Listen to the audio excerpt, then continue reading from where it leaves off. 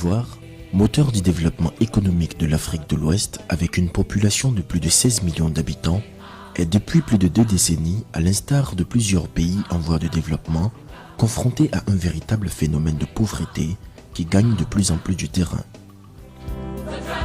Les enquêtes sur le niveau de vie des ménages réalisées par l'Institut national de la statistique INS en 1998 et en 2002 avant la crise établissent l'incidence de la pauvreté respectivement à 33,6% et à 38,4%. Aujourd'hui, selon les estimations les plus optimistes, ce taux tourne autour de 44%, c'est-à-dire que plus de 4 personnes sur 10 sont considérées comme pauvres. La crise que traverse la Côte d'Ivoire depuis septembre 2002 a sans doute aggravé la situation en détériorant les conditions de vie de nombreuses personnes, parmi lesquelles on compte de milliers de déplacés et de personnes ayant perdu leur emploi. Pour donner quelques chiffres, nous dirons que la pauvreté est caractérisée par 2 chiffres. Le premier, c'est en matière de revenus.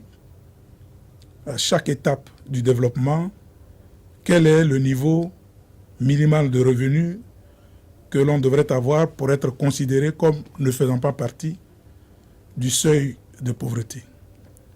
Et le deuxième chiffre, c'est quelle est la proportion de la population qui est en dessous de ce seuil de revenus.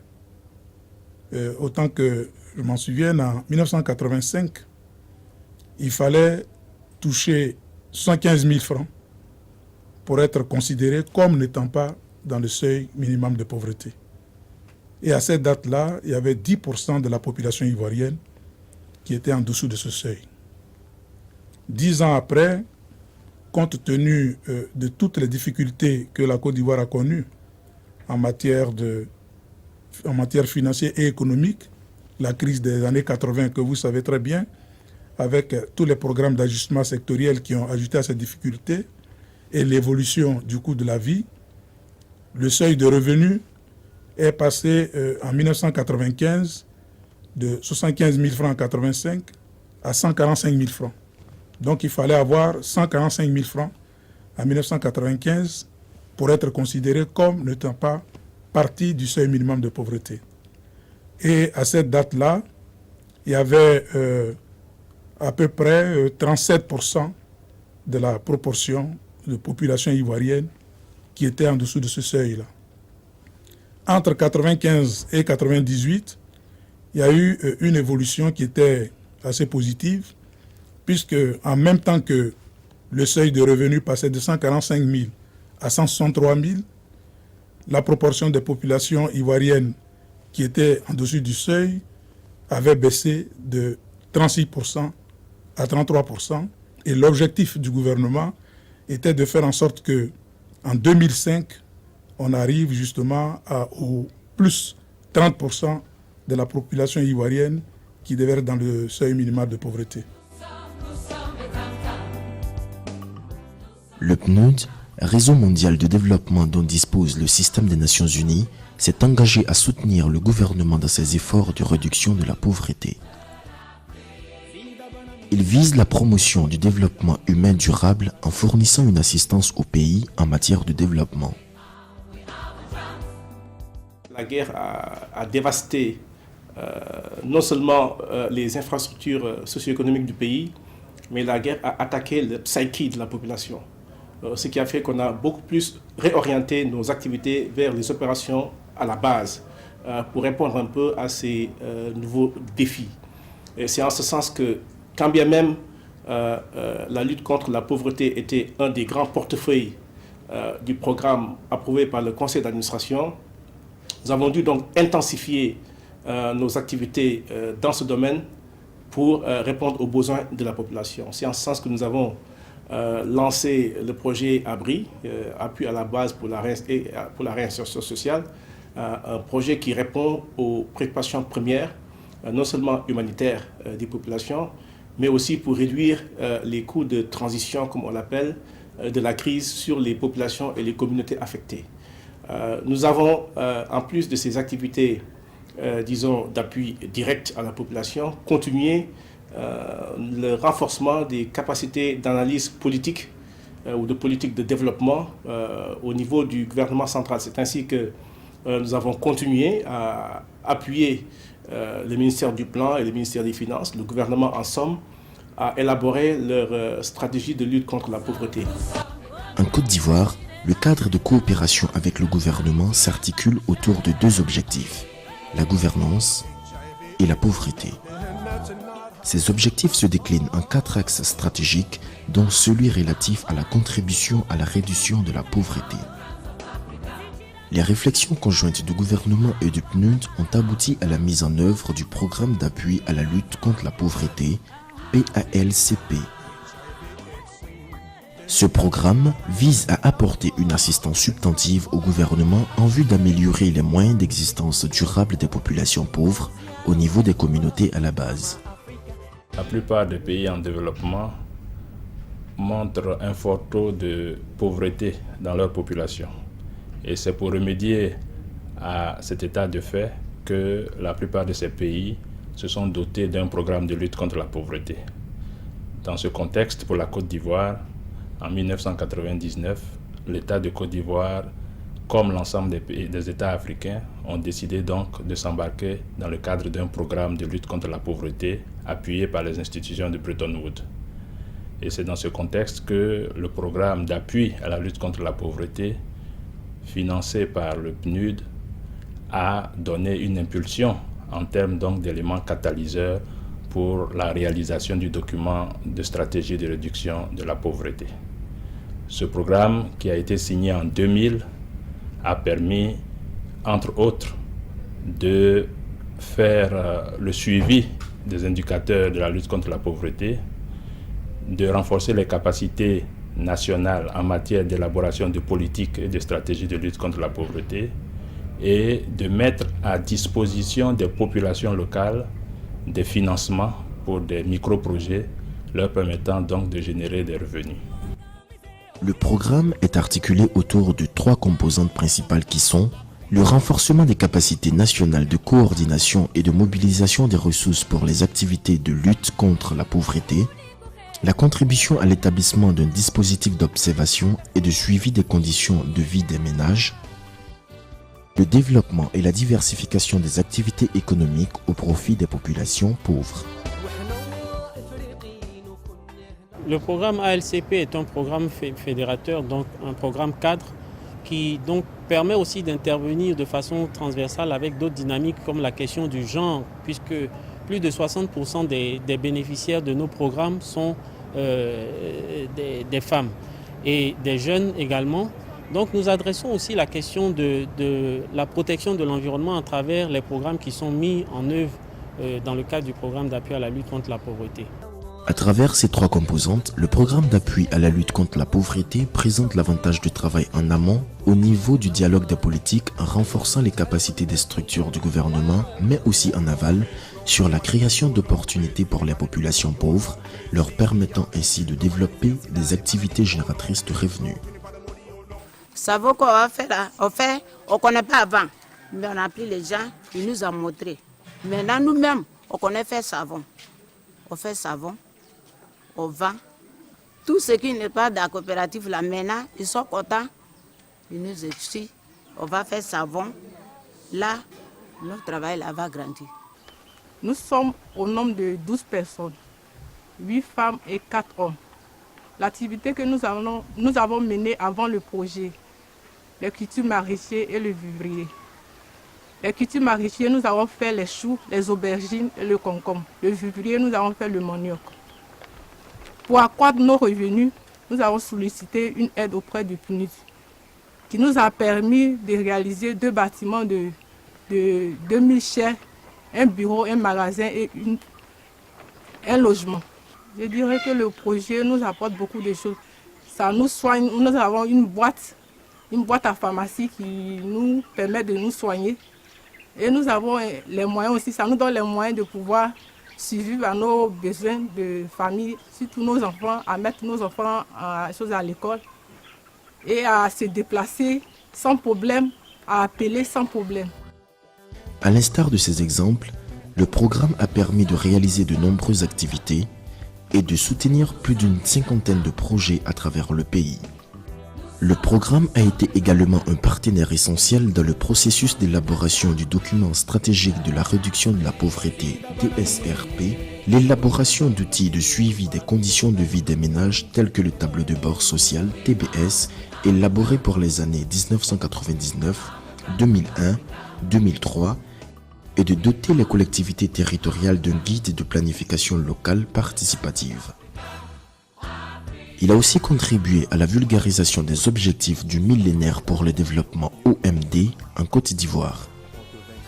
Depuis 2000, nous bénéficions d'un appui financier et d'appui technique pour conduire le processus national d'élaboration de documents stratégiques. Les premières études engagées dans le cadre de ce processus ont porté sur l'élaboration d'un guide méthodologique pour le processus DSRP en Côte d'Ivoire, qui a été financé par le PNUD. Ensuite, nous avons fait un bilan diagnostic de la pauvreté qui a aussi également été financé par le programme des Nations Unies. Toujours dans le cadre de la contribution du PNUD à la lutte contre la pauvreté en Côte d'Ivoire, le PNUD appuie et assiste le gouvernement dans la production de son rapport national sur les OMD. C'est ainsi qu'avec l'appui du PNUD, nous avons pu produire notre premier rapport national qui nous a permis de proposer une réponse ivoirienne à la 60e Assemblée générale des Nations Unies pour le développement. De même, le PNUD accompagne le gouvernement dans l'expérimentation de la mise en œuvre des OMD en Côte d'Ivoire, notamment au niveau local. C'est ainsi qu'à Tiasalé, le PNUD accompagne le gouvernement à réaliser le profil de pauvreté et à la mise en place d'observatoires pour le suivi des indicateurs de bien-être sur le terrain. Malgré la situation de crise, le programme a soutenu des activités dans divers domaines sur toute l'étendue du territoire, en touchant environ 37 000 personnes directement et 70 000 personnes indirectement, avec de très fortes concentrations d'activités dans les régions des lagunes, des savanes, des 18 montagnes, du Nzi-Komwe, du Sud-Komwe et du Denguélé. Ces projets rassemblent des activités diverses, à savoir l'artisanat, l'élevage, l'agriculture, la transformation des produits, l'alphabétisation, le commerce, les équipements scolaires, l'accès à l'eau potable, la formation et les soins de santé primaires. Les interventions du programme sont très diversifiées et sont étendues sur toute l'étendue du territoire national avec des équipes de pointe qui sont basées dans les différentes zones, donc au nord, à l'ouest et ici au sud pour couvrir tout l'ensemble du territoire national. Nous avons à ce niveau fait des interventions au niveau de l'appui à la commercialisation parce que le tout n'est pas de produits mais il faut pouvoir aider à la mise en marché des produits. Donc nous avons fait des appuis dans ce sens. Il est clair que cela doit être renforcé et nous en sommes conscients. Aujourd'hui, aussi bien au nord qu'à l'ouest, plusieurs projets font la fierté de nombreuses personnes et ont permis de leur redonner de l'espoir.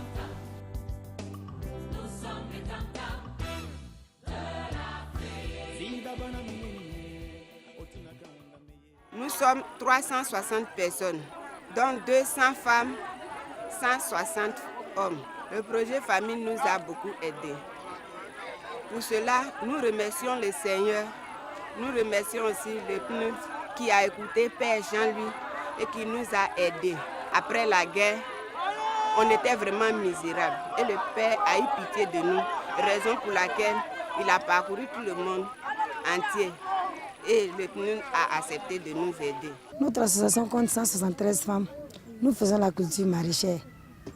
Grâce à nos efforts, nous avons obtenu un moulin auprès du PNUD. Le moulin aide le village et le moulin aide particulièrement les femmes de l'association. Le moulin permet de rembourser nos dettes. On essaie de faire des économies. Avec le peu qu'on a eu cette année, vraiment la récolte a été très difficile. Le peu qu'on a eu, on a payé de l'engrais, une tonne d'engrais, quelques semences, on a distribué aux femmes. L'exemple de Zongounien et de Bengounien est édifiant pour montrer la politique du PNUD en matière d'appui aux populations affectées par la crise. Dans le cadre du projet, nous avons mis en place 460 hectares de riz de bas-fonds à l'intérieur du projet. Mais hors projet, nous avons suivi, concernant les agents de l'ONG OVDL, 900 hectares de riz irrigués et 1500 hectares de riz pluvial. Comme résultat, nous avons obtenu 3000 tonnes de riz pour le riz irrigué et 4000 tonnes de riz pour le riz pluvial. Ce projet a été un véritable coup de souffle pour la population dans la mesure où elle avait presque tout perdu. Et grâce à l'encadrement qui a été financé par le PNUD, les travaux ont été bien exécutés et le travail a été parfait au plan technique. Et voilà, le résultat est là. Cet important projet a consisté principalement à amener les populations à se prendre en charge par la culture du riz. C'est à ce niveau que nous avons été comblés de savoir que le PNUD, dans sa participation à la lutte contre la pauvreté, s'est énormément investi dans ce projet dont nous avons fait la première fête à la fin de l'année 2004. Tous ces résultats ont pu être acquis grâce à une dynamique de partenariat notamment avec d'autres agences du système des Nations Unies et plusieurs structures telles que l'administration publique, le FDFP, l'ANADER, les conseils généraux, les mairies et d'autres partenaires. Le partenariat entre le programme d'appui à la lutte contre la pauvreté et le Fonds de développement de la formation professionnelle se justifie par une volonté commune d'œuvrer en direction de bénéficiaires communs, à savoir des populations à revenus faibles, voire très faibles. Nous avions vu qu'il était particulièrement opportun de mettre nos compétences en commun pour travailler sur ces champs-là, puisque assez rapidement, nous avons identifié un certain nombre de projets. À ce jour, nous avons réalisé ou en cours de réalisation 34 projets. Il y en a 12 qui sont achevés, il y en a 22 qui sont en voie d'achèvement. Ces projets ont touché plus de 1700 personnes, autour de 1780 à peu près. Ça nous conforte dans l'idée que c'est une preuve de plus qu'il est possible de faire des choses pour ces populations, que ces populations elles-mêmes peuvent devenir plus autonomes pour peu qu'on mette à leur disposition des outils supplémentaires, aussi bien en termes de savoir-faire, ce que constitue la formation, mais aussi en termes d'équipements minimaux pour pouvoir se développer et améliorer leurs conditions. L'ANADER a commencé à travailler avec le PNUD à travers son programme d'appui à la lutte contre la pauvreté depuis un certain nombre d'années. Ce partenariat permet de mieux apprécier l'action que nous menons sur le terrain parce qu'aujourd'hui, l'appui financier et matériel que le programme apporte à ces différents groupements leur permet d'être autonomes, de devenir des véritables professionnels du monde rural. Et nous voyons même qu'aujourd'hui, ces différents bénéficiaires de ce programme ont décidé de conjuguer leurs efforts pour partager et échanger les expériences. Et dans ce cadre, ils ont mis en place un réseau d'appui à la lutte contre la pauvreté dont nous abritons le siège. J'ai été en collaboration depuis le début jusqu'à la fin avec l'UMADESP. Et j'ai tenté tant bien que mal, lorsque cela est possible, de venir en assistance à ces jeunes gens et surtout au moment de l'installation de la machine qui pouvait leur permettre de grainer leur maïs et autres. Tous ces efforts déployés à travers le programme ont permis d'avoir des impacts visibles sur les populations bénéficiaires. Merci au ONG PNUD qui, grâce à eux, fait que nous sommes là aujourd'hui. Parce qu'après la guerre, tout a été gaspillé. L'aide que vous avez apportée, c'est-à-dire les semences, pour faire grandir, pour nourrir la population de Zouanien, est venue jusqu'à moi. Vraiment, grâce à vous, on a quelque chose à manger. J'ai eu 12 kilos l'année dernière et il m'a apporté au moins 7 sacs de riz, de Géma. Je suis très content pour ça, je vous en remercie. L'an passé, le projet était venu. Quand les gens commençaient à semer le maïs, moi, au début, je ne suis pas intéressé. Mais par fini, j'ai vu que vraiment, ce qui va venir devant moi, c'est dur. j'ai mis ma main dedans. Vraiment, ça m'a sauvé. Que grâce à Maïs, que mes deux enfants, j'ai un qui est 6e et puis il y a un qui est 5e, que j'ai pu pousser mes enfants pour aller à l'école. Vraiment, je les remercie. En plus de ces actions sur les populations actives, le programme a mis un accent particulier sur l'accès à la formation qualifiante des jeunes filles en leur octroyant des bourses d'études. Depuis la première année, connaissant les difficultés financières de ma mère, n'étant pas seule, alors j'ai approché la directrice pour voir si elle ne pouvait pas me trouver une bourse d'études. Elle a dit qu'elle allait voir. J'ai prié mon Dieu et un matin, elle m'a appelée. Elle m'a dit qu'il y avait le PNUD qui m'offrait une bourse d'études pour mes 3 ans. Je remercie le PNUD pour tout le bien qu'ils font à des personnes comme moi qui voulons bien continuer nos études mais qui avons des difficultés. Je les encourage dans ce sens-là. De même, le PALCP a permis au gouvernement de se doter d'outils qui lui permettront de faciliter la mise en œuvre de ces stratégies déclinées dans le DSRP. Avec cet appui, la Côte d'Ivoire a pu présenter en mars 2002 aux institutions de Bretton Woods son document de stratégie de réduction de la pauvreté intérimaire qui lui a permis de bénéficier donc d'une facilité d'ajustement structurel appuyée par le Fonds monétaire et la Banque mondiale. Malgré tous ces résultats, le programme a connu quelques difficultés dans sa mise en œuvre. La première difficulté est liée aux petites lenteurs administratives de démarrage qui paraissent normales à tout processus, au démarrage de tout processus, donc inhérentes donc au cadrage du document de projet avec la situation, l'évolution du contexte. Et on a noté également des difficultés au niveau donc, des communautés elles-mêmes, des difficultés qui sont liées aux questions de leadership. En général, ce sont les leaders qui formulent les propositions de projets pour le compte des populations et après ça pose des problèmes d'appropriation. Donc il y a également eu des problèmes d'organisation, donc d'insuffisance d'organisation des communautés à la base, ce qui fait que toute la dynamique organisationnelle que nous souhaitons, que nous attendions, n'a pas pu se faire comme nous le souhaitions, qui a ralenti un peu le processus de financement des projets. On a également des difficultés liées donc, à l'insuffisance des capacités donc, des communautés, du fait que malgré leur bonne volonté, elles ne savaient pas faire un certain nombre d'actions, monter des projets, conduire les projets, les gérer convenablement, rendre compte de la gestion des ressources qui leur est allouée, etc.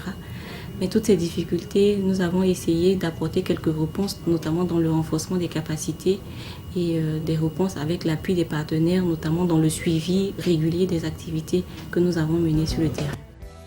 Bien que tous ces efforts déployés contribuent à l'amélioration des conditions de vie des populations, il reste insuffisant pour inverser la tendance de la progression de la pauvreté en Côte d'Ivoire. Je voudrais souhaiter que le programme d'appui à la lutte contre la pauvreté du PNUD puisse, en continuant sur cette lancée, multiplier les différents secteurs d'activité. Par rapport au choix des localités, nous avons 3 localités qui ont été choisies pour ces 150 bénéficiaires au niveau de la sous-préfecture de Mbato. Cela était raisonnable dès lors qu'il s'agissait à l'origine du lancement, de la mise en œuvre de ce projet. Maintenant que les jeunes gens ont pris goût effectivement à ce projet et ont senti la réalité de la mise en œuvre de ce projet, il serait souhaitable que dans une seconde phase, on assiste à une démultiplication des sites, des localités à choisir pour l'implantation de ces différents projets et aussi à une diversification de ces différents secteurs d'activité. Nous voulons maintenant du courant pour que les autres machines marchent, pour que le travail s'avance. On veut maintenant que d'autres personnes viennent nous aider à vendre d'autres choses comme piment, gombo, tomates, pour pouvoir avoir de l'argent, pour qu'on aide nos maris, mettre nos enfants à l'école et nous entretenir. Nous sollicitons tous les bailleurs de fonds, pas seulement que le PNUD, c'est un cri de cœur. Ceux qui peuvent nous aider, ils n'ont qu'à nous aider, ils n'ont qu'à manifester. Parce que vraiment, on a besoin d'un marché, rassembler nos légumes, avoir un magasin, de l'argent, peu du riz, venir piler nous-mêmes, recommercialiser, et puis vous allez voir, ça ira un peu. À Diable, nous avons 15 groupements, dont 9 nouveaux, 6 anciens. Les 9 nouveaux n'ont pas encore reçu de bottes. Nous en avons besoin. Nous avons besoin d'herbicides. Nous travaillons avec des dabas, les femmes avec des dabas dans le bas-fond. Pour cela, nous demandons des motoculteurs pour pouvoir tourner notre bas-fond. Nous demandons aux organismes de venir à notre secours toujours. Parce que nous avons des familles qui n'ont pas bénéficié. Nous demandons aussi l'aide à ce qu'eux aussi ils soient des bénéficiaires pour être contents dans la famille. Je crois que l'un des éléments importants, c'est que nous avons pour souci premier de nous assurer que les ressources qui ont été mises à disposition, les financements et les actions qui ont été menées puissent se pérenniser. Donc, au jour d'aujourd'hui, l'une des contributions majeures que nous attendons de ce programme, c'est de faire en sorte que nous puissions documenter les bonnes pratiques et faire en sorte que ces pratiques-là soient mises à la disposition de l'ensemble donc des acteurs économiques et en particulier du gouvernement en matière de mise en œuvre de sa politique. Nous comptons aussi avec l'appui du PNUD, donc permettre d'entrer dans une seconde phase qui puisse nous permettre, en sortie de crise, donc en situation post-crise, de renouer avec la communauté internationale en finalisant nos documents de stratégie de réduction de la pauvreté et en poursuivant les actions sur le terrain en direction des communes, des conseils généraux et des communautés de base.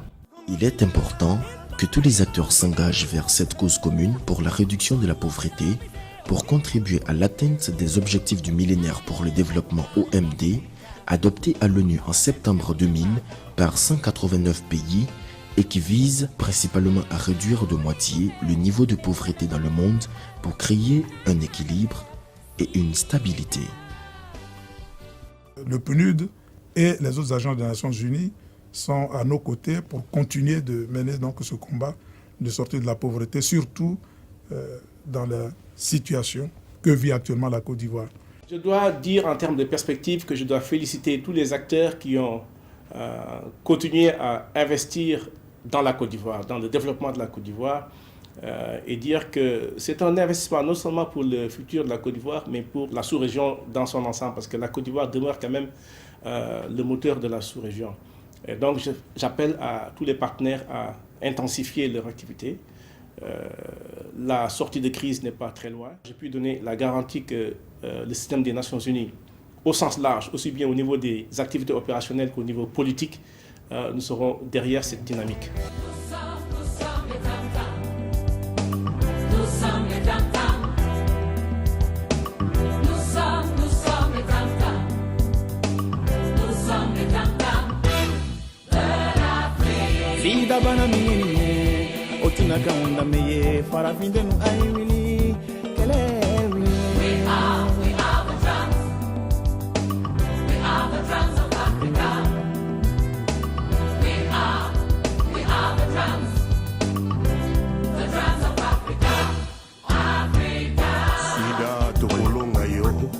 Sangani potolonga yo na nzala. Sida, on te vaincra. Oh Sida.